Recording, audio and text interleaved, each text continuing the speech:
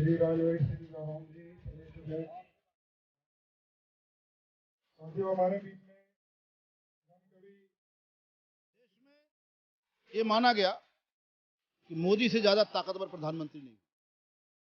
एक चर्चा भी थी, लेकिन धीरे धीरे ये पता चला कि इनसे भी ताकतवर इनके रिमोट कंट्रोल हैं, जो बड़े बड़े उद्योगपति हैं। तब से चल रहा आज ही के दिन, लेकिन आज परिदृश्य दूसरा है। गाजीपुर बॉर्डर पर जो आंदोलन स्थल है, आज हम लोगों ने एक नया नारा दिया है, पगड़ी संभाल किसाना। क्योंकि जट्टा अकेला नहीं, सारे लोग किसान हैं, सभी धर्मों के, सभी जातियों के, सभी वर्ग के किसान हैं।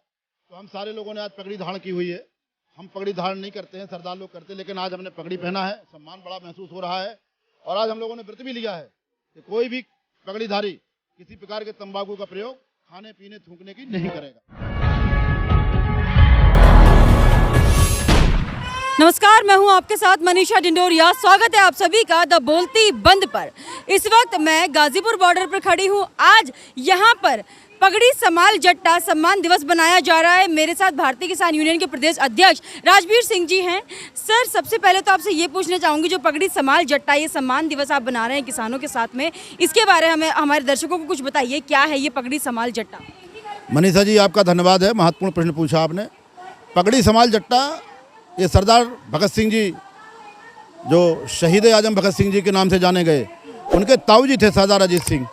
उन्होंने जमींदारी प्रथा और सूद वसूली के खिलाफ एक मुहिम छेड़ी थी। उसमें उन्होंने कहा था किसान से कि पगड़ी संभाल जट्टा।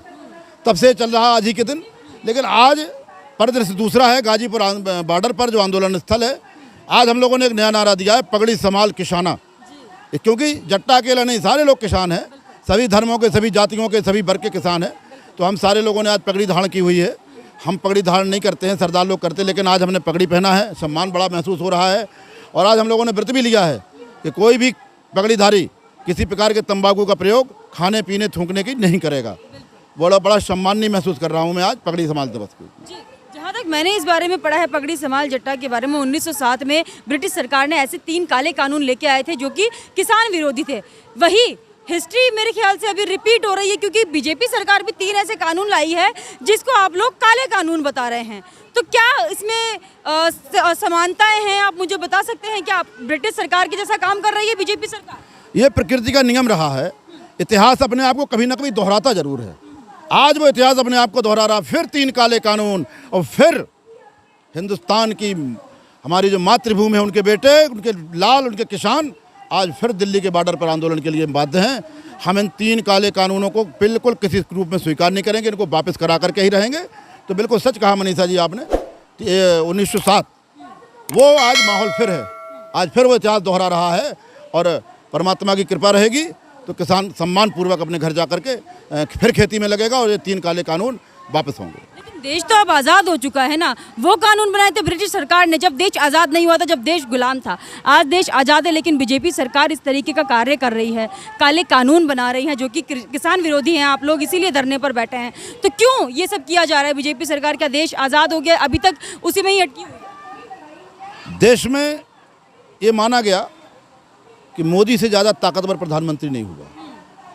एक चर्चा भी थी, लेकिन धीरे धीरे ये पता चला कि इनसे भी ताकतवर इनके रिमोट कंट्रोल हैं, जो बड़े बड़े उद्योगपति हैं। आज उन्होंने सरकार को रिमोट किया हुआ, कंट्रोल किया हुआ है।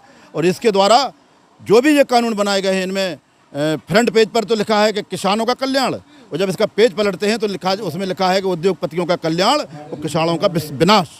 जब हम लोगों को ये समझ आ गया तो हम लोग इसके विरोध में खड़े हो गए। बिल्कुल इस पक्की बात है कि इस कानूनों को किसी कीमत पर हम लोग बर्दाश्त करने वाले नहीं हैं। खुद ही आप कह रहे हैं कि नरेंद्र मोदी जी एक ऐसे पीएम हैं जो काफ़ी मजबूत पीएम रहे हैं, काफ़ी ऐसे कार्य किए हैं जो लोगों के हित में रहे हैं, जनता के हित में रहे हैं। लेकिन अभी इन कानूनों को आप 3 काले कानून क्यों कह रहे हैं? क्योंकि काफ़ी बार समझा भी चुके हैं आप लोगों को, क्यों 3 काले कानून हैं ये? वो तो कह रहे हैं आपके फेवर में है। बिल्कुल, वो तो कहेंगे ही, क्योंकि हिंदुस्तान में एक प्रचलन है कि अपनी गलती दूसरे के माथे मढ़ दो और श्रेय अपने माथे ले लो।